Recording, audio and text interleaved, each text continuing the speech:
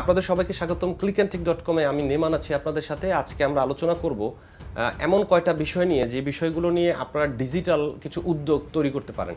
মানে ডিজিটাল কয়টা বিজনেস আপনারা শুরু করতে পারেন এবং এইটা হয়তোবা কিছুদিন পর আমাদের এই দেশে বেশ পপুলার হবে। কিছু জিনিস অলরেডি পপুলার, কিছু জিনিস এখনও পপুলার না, কিন্তু আমার মনে হয় আপনারা চাইলে এই বিষয়ে একটু ভেবে দেখতে পারেন।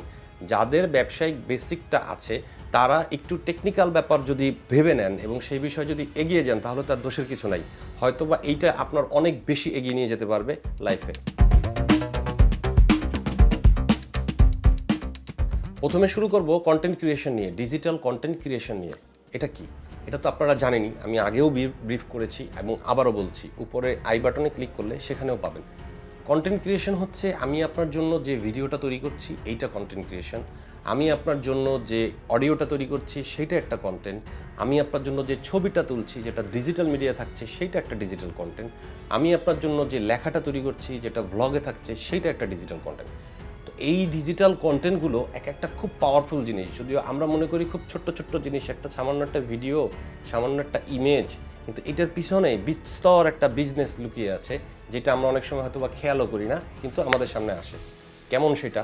আমি এই যে আলোচনা করছি, ইউটিউব চলছে কি ব্যবসার মাধ্যমে চলছে, সে তো আর আমার সাথে দুষ্টামি করছে না, তাই না? আমাকে শুধু শুধু টাকা দিচ্ছে না, বা আপনিও এটা শুধু শুধু দেখছেন না, পয়সা খরচ করে দেখছেন। সো এই যে পিছনে যে একটা ব্যাকগ্রাউন্ডে ব্যবসা চলছে, এই ব্যবসার একটা অংশীদার আপনিও হতে পারেন যদি আপনি কন্টেন্ট মেক করেন, নিজে যদি তৈরি করেন। আর সেটাকে যদি আরেকটু বড় করেন, আপনি যদি একটা প্রতিষ্ঠান করেন, যে প্রতিষ্ঠানে ধরেন 10টা ইউটিউব চ্যানেলের যত কন্টেন্ট তারা তৈরি করতে থাকবে, এইটা একটা কন্টেন্ট তৈরি করার একটা প্রতিষ্ঠান হতে পারে, ডিজিটাল প্রতিষ্ঠান, যেটা আপনাকে ব্যাপক একটা বেনিফিট এনে দিতে পারবে।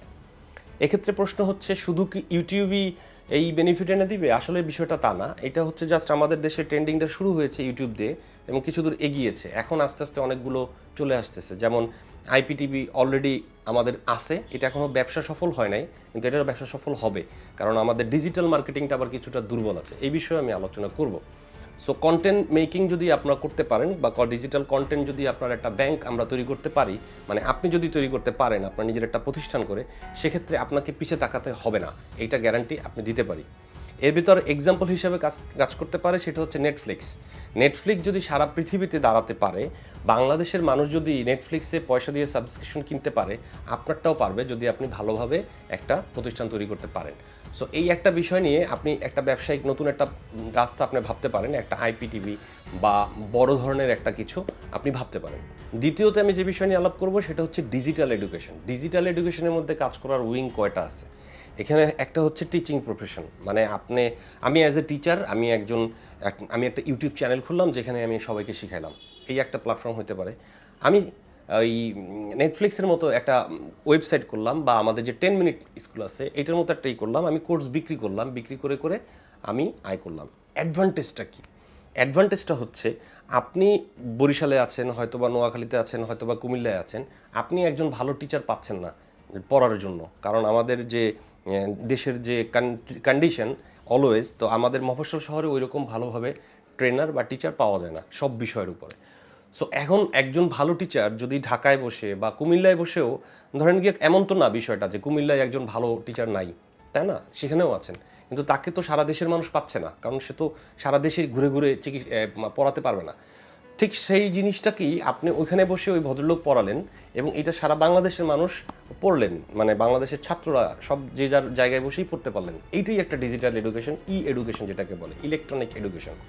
সো এইখানে আপনি বিজনেসের একটা জিনিস করতে পারেন, সেটা হচ্ছে আপনি একটা কোচিং সেন্টার যেটা করছেন, যে ঢাকা ইউনিভার্সিটিতে ভর্তি কোচিং সেন্টার, এইটা একটা নির্দিষ্ট এলাকায় পড়ে আছে, সেটা সকাল হতে বিকাল মতো, মানে একেবারে গবাদি পশুর মতো ছেলে পেলে ঢুকছে আর বেরোচ্ছে। বাচ্চাদেরও কষ্ট হচ্ছে, গার্জিয়ানদেরও কষ্ট হচ্ছে, আপনারও কষ্ট হচ্ছে। সো এই টোটাল জিনিসটা আপনি ডিজিটাল করে ফেলেন, আপনি একটা ওয়েবসাইট করেন, সেই ওয়েবসাইটের ভিতরে যে সাবস্ক্রিপশন ফি দিবে সেই ক্লাসগুলো করতে পারবে। তো এরকম করে যদি এই যে আমাদের বিভিন্ন এলাকায় যেমন মামুন স্যার, সত্তার স্যার, অমুক স্যার, তমুক স্যার, এই সব স্যার যদি আলাদা আলাদা করে একটা করে তাতে কিন্তু স্যারদেরও ক্ষতি হবে না, আবার স্টুডেন্ট যারা তাদেরও ক্ষতি হবে না, কিন্তু জিনিসটা অনেক বেশি স্মার্ট হবে, অনেক বেশি কোয়ালিটি হবে, এবং বাচ্চারা পড়েও আনন্দ পাবে এবং উনি পড়ায়ও আনন্দ পাবে, ওনারও অতগুলো মানুষের প্রেশার নিতে হবে না, খরচ কমে যাবে, জিনিসটা অনেক ছোট হয়ে আসবে কিন্তু ভালো হয়ে যাবে। এইটা হচ্ছে এডুকেশন, ডিজিটাল এডুকেশন ইনভেস্ট করার মতো একটা ফরম্যাট। আরও একটা ফরম্যাট আপনি করতে পারেন, সেটা হচ্ছে স্কুলে যে ম্যানেজমেন্ট সিস্টেমটা, ঠিক আছে? ধরুন আপনি এমন একটা অ্যাপ বানাইলেন মোবাইলে, যে অ্যাপের মাধ্যমে আমি অ্যাজ এ গার্জিয়ান আমি দেখতে পারবো আমার ছেলেটা স্কুলে গেছে কিনা। আপনি স্কুলে সিসিটিভি লাগাইছেন। 2, আমার এই মাসের বেতনটা দেওয়া হয়েছে কিনা আমি অনলাইনে দিয়ে দিলাম। 2 নম্বর অ্যাডভান্টেজ, তাহলে আমাকে যেতে হচ্ছে না, অ্যাডভান্টেজ। 3 নম্বর অ্যাডভান্টেজ, আমি দেখতে পারলাম যে আমার ছেলে ক্লাস করতেছে, ক্লাসে কেমন করতেছে, তার রেজাল্ট কার্ডগুলো আমার কাছে ডাইরেক্ট অ্যাপে চলে আসতেছে, এটা একটা অ্যাডভান্টেজ। 4 নম্বর অ্যাডভান্টেজ, আমি প্রতিদিনকার মিস যেমন লিখে দিচ্ছেন ডায়েরির ভিতরে বাচ্চারা গুছিয়ে নিয়ে আসতে পারতেছে না, তো ওই জিনিসটা মিস ওই অ্যাপের ভিতর দিয়ে দিল, আমি এখান থেকে নিয়ে নিলাম। এতে হবে কি জানেন, যে কোনো স্কুলের গার্জিয়ান আপনার 50 টাকা দিয়ে এই অ্যাপটা কিনবে, মানে সাবস্ক্রিপশনটা করবে বাচ্চাদের জন্য, প্রতি মাসে সে 50 টাকা 100 টাকা হাসি মুখে দিয়ে দিবে। কিন্তু 2000 ছাত্র যখন এই 100 টাকা করে দেবে, তখন কিন্তু আপনার ফান্ডটা অনেক বড় হয়ে যাবে এবং এই আপনার এই বিজনেসটাও অনেক বেশি লাস্টিং করবে, কারণ আপনার এটার পিছনে যে খরচটা হবে সেই খরচের চেয়ে তো অনেক বেশি অ্যাডভান্টেজ আপনি এই ছাত্রছাত্রী এবং ছাত্রছাত্রীর বাবা মা শিক্ষকের কাছ থেকে পেয়ে যাবেন। তো মোটামুটি ডিজিটাল এডুকেশনে এই দুইটা ছাড়া আরও বেশ কয়েকটা আছে, সেগুলো নিয়েও আলোচনা করব। যদি এইটাতে আপনারা কমেন্ট করেন এবং ইন্টারেস্ট দেখান, তাহলে আরও বেশ কয়েকটা আইডিয়া আছে, সেগুলো নিয়েও আলোচনা করব। তো এই দুইটা ব্যাপারে আপনারা আসলে ইনভেস্ট করতে পারেন, খুব একটা জটিল কিছু না। কারণ হচ্ছে যে অ্যাপ ডেভেলপমেন্ট আমাদের দেশে এখন খুবই সহজ কাজ, অনেক ছেলেপেলেই করছে এবং স্কুলগুলো যদি অ্যাডভান্টেজ পায় আপনার কাছ থেকে, তাহলে তারা কেন এই বিষয়টা নিয়ে মাথা ঘামাবেন না। আমরা ডাক্তার নিয়ে একটু আলোচনা করতে পারি। ডাক্তারদের ব্যাপার যেটা হচ্ছে চিকিৎসা খাত, ডাক্তার বলাটা ঠিক হবে না, চিকিৎসা খাতে আমাদের যে আইডিয়াটা হইতে পারে সেটা হচ্ছে যে আমরা একটা বড় প্ল্যাটফর্ম করতে পারি, যে প্ল্যাটফর্মটার ভেতরে আমরা বিদেশে হয়তো বা আছেও, যারা বিদেশে রেগুলার যাচ্ছেন বা ওখানে থাকছেন তারা জানেন, আমার একটা আইডি নাম্বার থাকলো 0001, আমি একটা পেশেন্ট, আমার নাম আলী আহমেদ নেমান, তো আমার এই আইডি নাম্বার, আমি এখন এই আইডি নাম্বারটাই হচ্ছে গিয়ে আমার একটা কার্ডের মতো হবে, এটিএম কার্ডের মতো হবে। তো এই কার্ডটাই হচ্ছে কি আমার মূল, আমি বাংলাদেশের যেখানেই যাই যে কোনো ডাক্তারের কাছে এই কার্ডটা দিলেই সে সাথে সাথে কম্পিউটারে এন্ট্রি দিবে, দিলেই সাথে সাথে দেখতে পারবে যে আমার আগে কোনো ডিজিজ ছিল কি না, আমি কী কী ওষুধ খাচ্ছি, কী অবস্থায় আছি, আমার বর্তমান চিকিৎসা কি, আগামী চিকিৎসা কী হইতে পারে, কোন ডাক্তার আমাকে দেখছেন, কী কী টেস্ট করাইছেন, সেই টেস্টের উত্তরগুলো কী হচ্ছে। এখানে ম্যাক্সিমাম হচ্ছে ডাটা এন্ট্রিগুলো। তো ধরেন গিয়া আপনি আমরা এরকম একটা অ্যাপ করলাম, যে অ্যাপটা আমরা অনলাইনে থাকলো, আমরা যারা আমাদের কাছ থেকে নিল তারা আমাদের কাছ থেকে 200 টাকা সাবস্ক্রিপশন ফি নিল।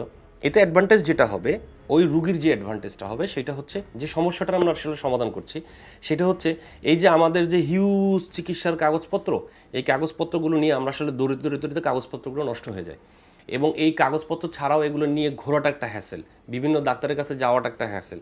একজন ডাক্তারের কাছে যখন আপনি এই মোটা একটা ফাইল দিবেন, তার এটা ঘাটা এক ধরনের হ্যাসেল। সো আমরা যদি একটা কম্পিউটারের ভিতরে একটা অ্যাপসে নিয়ে আসতে পারি বা মোবাইলের ভিতরে একটা অ্যাপসে নিয়ে আসতে পারি, আমি কিন্তু শাট করে চিকিৎসাটার ব্যাপারটা দেখে ফেলতে পারতেছি। ডাক্তারের অ্যাডভান্টেজ, তার কিন্তু ওই খাতাটা কাটিং করতে হচ্ছে না, সে ওইটা সুন্দরভাবে দেখে ফেলতে পারতেছে।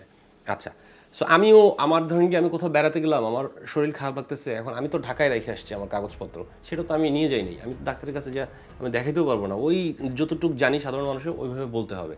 সো এরকম যদি অ্যাপ হয়, সেই অ্যাপে কিন্তু ওই মানুষগুলো ওই বড় ইনপুটটা আপনার কাছ থেকে পাবে, মানে ওই অ্যাপের কাছ থেকে পাবে। তো অ্যাপের কাছ থেকে সে যদি পায়, সে কিন্তু 200-100 টাকা না, হয়তো আরও বেশি টাকায় এই জিনিসটা নিবে এবং এই জিনিসটা আপনি বিভিন্ন জায়গায় ডাক্তারদের সাথে, বিভিন্ন জায়গায় রিপ্রেজেন্টেটিভ যারা আছে তাদের সাথে আলাপ করে এটার বিভিন্ন উইংও আপনি করতে পারবেন।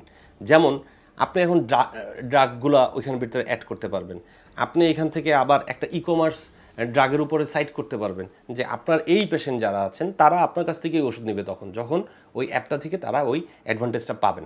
অর্থাৎ চিকিৎসা খাতে এই বিষয়টা খুব ভালোভাবে কাজ করতে পারবে এবং এক্ষেত্রে আপনার আরও একটা বড় অ্যাডভান্টেজ হবে, যদি হয় ইনশাল্লাহ, তাহলে এই জিনিসটা যখন 5000-10,000 মানুষের কাছে মোবাইলে চলে যাবে, অ্যাপ হিসেবে চলে যাবে, আমরা সবাই যখন এই ডাক্তারের এই অ্যাপটা নিয়ে ভাববো, তখন দেখা যাবে যে এখানে আপনি অ্যাড রেভিনিউ করতে পারবেন। তো একটা পর্যায়ে যখন আপনার এটা ভালো একটা গ্রহণযোগ্যতা তৈরি হবে, মানে রোগীরাও এটা গ্রহণ করবে, ডাক্তাররাও এটা গ্রহণ করবে, এটা যখন সবাই গ্রহণ করবে, তখন দেখা যাবে যে এটার ভিতরে আপনার অ্যাড চলে আসবে, আর একটা এক্সট্রা ইনকাম চলে আসবে। কেমন?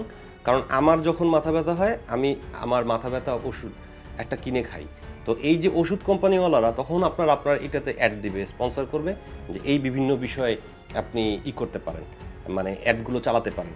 আবার আপনার এখান থেকেও আপনি বেশ কিছু ডাক্তারকে এখানে আপনি অ্যাড করতে পারবেন, যে ডাক্তাররা এখানে বিভিন্ন ধরনের শারীরিক সমস্যার সমাধানের উপরে ভিডিও বা লেখার মাধ্যমে এই জিনিসটাকে আরও এগিয়ে নিয়ে যেতে পারবে। তো আপনাদের সবাইকে অসংখ্য ধন্যবাদ। আমরা খুব শর্টকাটে কয়েকটা বিষয় নিয়ে আলাপ করলাম যে বিষয়গুলো আসলে ইনভেস্টমেন্টের দিকে যেতে পারে। তবে যদি আপনাদের ভালো লাগে, আপনারা যদি কমেন্ট বক্সটা আমার ভরে দেন এবং লাইক এবং শেয়ার করে দেন, তাহলে আমি এই জাতীয় আরও বেশ কিছু ডিজিটাল ইনভেস্টমেন্ট আইডিয়া আপনাদের সামনে তুলে ধরতে পারবো। তো আপনাদের সবার কাছে অনুরোধ থাকবে, দয়া করে বসে না থেকে আমাকে একটু লাইক দিবেন, একটু শেয়ার করবেন আর একটু কমেন্ট করে আমাদেরকে জানাবেন এবং আমরা আগামীতে আরও বেশি আপনাদের জন্য কাজ করার চেষ্টা করব। ধন্যবাদ।